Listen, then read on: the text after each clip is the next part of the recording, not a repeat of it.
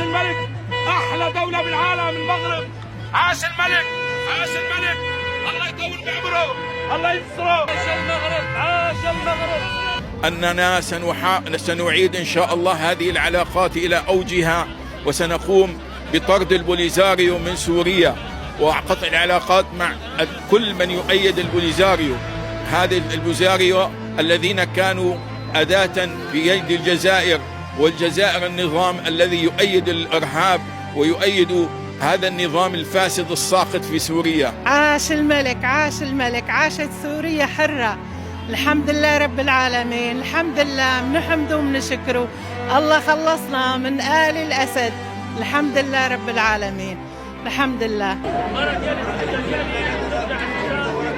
وبالعكس أنا ما بحس حالي غريبة، بحس حالي وطني، أهلي وأخواتي المغرب. نحن فرحانين بزاف اليوم كسوريين، وكنشكروا بزاف الإخوة المغاربة على الفرحة ديالهم معنا، والحمد لله الحرية وصلنا لها، وهذاك الشيء اللي كنا كنقلبوا عليه شحال هذه. ونحن كسوريين كنشكروا بزاف بزاف بزاف الشعب المغربي والحكومة المغربية، وعاش الملك. صدقوني أنها فرحة غامرة. أنا رجل تارك سوريا من 54 سنة، لا أزور سوريا ولا ألتقي بأهلي، فتصوروا كم هي فرحتي. فرحتي كبيرة. سأعود لأهلي إن شاء الله، سألتقي بأهلي وأحبابي، أولادي الذين ولدوا في المغرب سيذهبوا ويتصلوا بأهلنا هناك.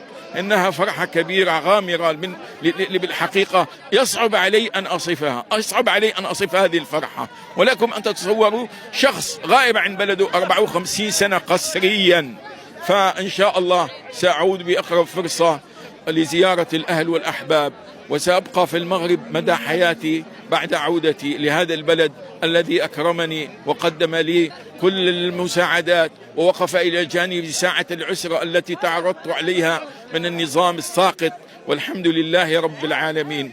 شكرا لكم أيها الأحباب الذين ساهمتم بالحضور في هذه الوقفة، والله ووفقنا الله، والسلام عليكم ورحمة الله وبركاته.